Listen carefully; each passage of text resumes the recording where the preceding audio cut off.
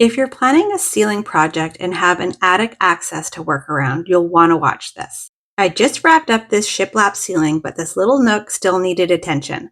Let me show you how I framed and trimmed out the opening to blend in cleanly and how I built an insulated drop-in insert that sits flush, looks finished, and still gives us full access to the attic. Plus, if you've been following along the shiplap ceiling project, you'll finally see how this part ties into these built-ins I'm about to finish up next. Hi, I'm Claire. Let's get started. Before starting the framing for the attic hatch, I needed to finish shiplapping this little nook first. It's the same process I used for the rest of the ceiling. I pre-cut and primed these 6-inch underlayment strips and then spaced them apart using paint stir sticks. If you want to check out the full step-by-step tutorial on this faux shiplap ceiling, I'll make sure to link that video below.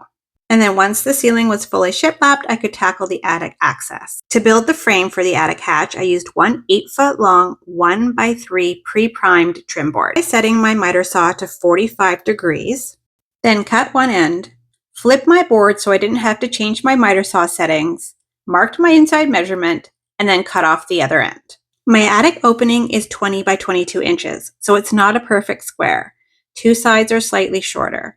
I'm cutting one board and then tracing it to get the matching length. Then I'll do the same with the other longer sides, giving me 2 pairs of matching boards to build the frame.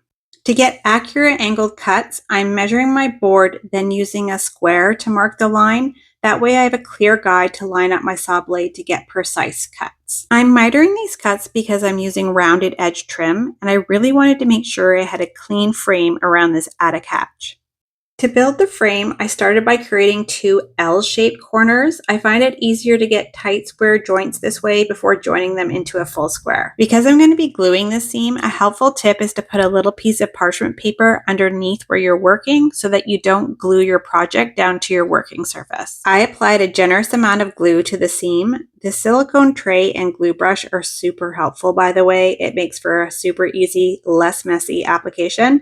I'll link it below in my Amazon tools list. You want to make sure you're applying enough glue that it oozes through the seam.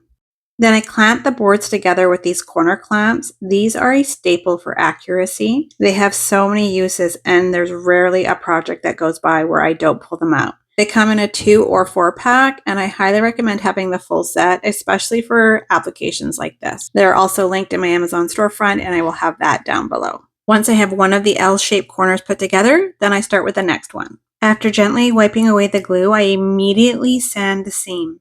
Don't miss this step.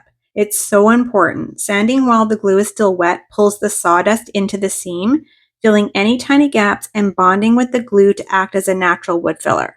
And these mini sanding sponges are my favorite for this. I'm using a 220 grit on here, and the sandpapers just Velcro onto this sander. Once sanded, I'm using my pin nailer to shoot 1-inch 18 gauge pin nails into each side of the seam for extra hold. You want to be careful with pin nails. They can bend or shift with the wood grain. So I'm angling my nails ever so slightly inward and making sure that I'm putting my nails at different heights for each side of the seam.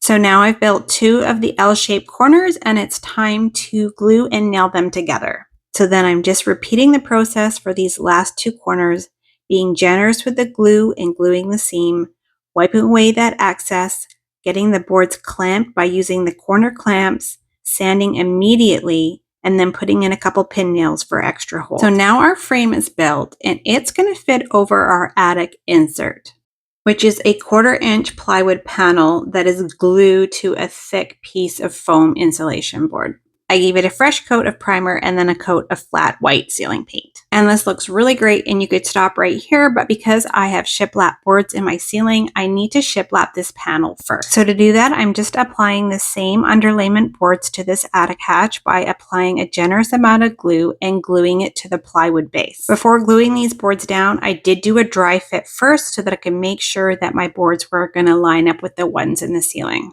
I used the same paint stir sticks as spacers and then put a few pin nails in the end of each board to hold them down securely.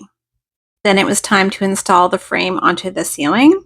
And the way that this attic hatch works is that there is a 2x6 frame up in the attic that is flush to the ceiling.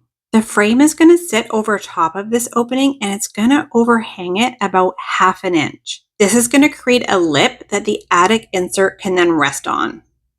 To get the frame installed, I did a dry fit first, getting it completely centered over the opening, and marked my corners with painter's tape. This way I could put a generous amount of glue on the back of the frame and then just lift it up in place and then get it secured with nails. I caulked all the seams around the frame and then filled all the nail holes with wood filler. Once they were dry, I sanded them smooth and then recoated the entire frame with a coat of sealing paint. And then I just lifted that insert into place and it sits neatly on that 1/2 inch lip inside the frame. And here's the final look. The ceiling feels so seamless now, and it really pulls the space together.